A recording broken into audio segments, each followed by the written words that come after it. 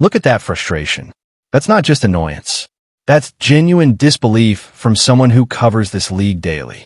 And he's got every right to be confused because what just happened in WNBA media circles is borderline malpractice. A prominent analyst just went on Bleacher Report and predicted CaitlinClark will skip the 2026 World Cup. The problem, Clark literally addressed this exact topic 5 days earlier on the New Heights podcast. She didn't leave room for interpretation. She made her intentions crystal clear. Here's what actually happened. On December 31st, CaitlinClark appeared on Travis and Jason Kelce's podcast. She spent nearly 3 minutes discussing the 2026 FIA Women's World Cup, which takes place in Berlin, Germany in September. She explained how the WNBA season will pause right before the playoffs, similar to the Olympic break in 2002. She talked about how the World Cup is technically harder to win than the Olympics because more teams qualify.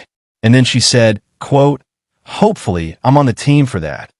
Not ambiguous, not uncertain, hopeful, and clearly interested." But on January 1st, just one day after Clark's podcast appearance, WNBA analyst Jordan Robinson went on Bleacher Report's live stream with her bold predictions. And here's what she predicted. I don't have a problem Clark makes the World with the Cup WNBA roster, players but asking declines for to a rest for raise. the playoffs because The WNBA Indiana is on a hot might streak. be making a championship run. I don't care about the previous 24, 25 years. As an investment, it's starting to pay off. And so this week they wore T-shirts saying, making a statement, you better pay us. But instead of just leaving it at that, a Kelsey Plum... Now, let's be clear about the timeline here, because timing matters. Clark's podcast episode dropped December 31st. Robinson's prediction aired January 1st. That's less than 20. So, either Robinson didn't watch the podcast before making her prediction, or she watched it and decided to ignore what Clark actually said.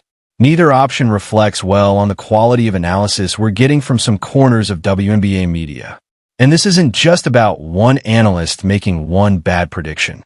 This represents a larger problem with how the WNBA is covered. Too often narratives get created without checking the actual source material. Too often predictions get made based on what analysts think players should do rather than what players are actually saying they want to do. Let's talk about why the World Cup matters so much to Clark specifically. She mentioned on the podcast that the World Cup serves as the kickoff for the next Olympic cycle. It's not just another tournament. It's the primary evaluation event for the 2028 Los Angeles Olympics roster.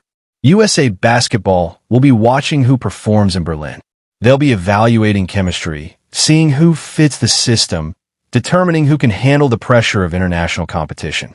For Clark, who was controversially left off the 2024 Olympic team, the World Cup represents her clearest path to making the 2028 roster. Missing it would be strategic suicide. It would signal to USA Basketball that she's not committed to the program. It would give other guards the opportunity to establish themselves as better fits, and it would eliminate her chance to prove she belongs on that Olympic team. Clark understands this. She said explicitly that her goal is making the 2028 Olympic team, and she framed the World Cup as part of that journey. So the idea that she'd voluntarily skip, it makes zero basketball sense and zero career sense.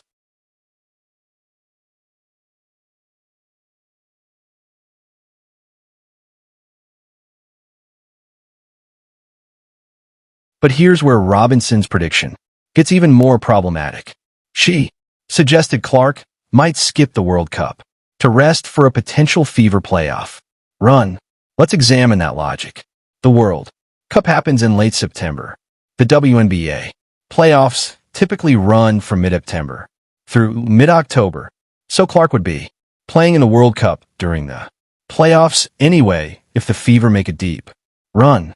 The WNBA has already confirmed they'll pause the season for the World Cup just like they did for the Olympics.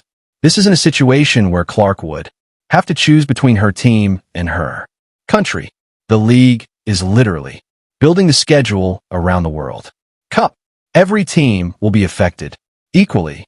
Every playoff team will have players participating in Berlin. So the entire premise of the prediction collapses under basic scrutiny. There's no choice to make. There's no rest versus compete decision. The season pauses for the World Cup regardless of what any individual player decides.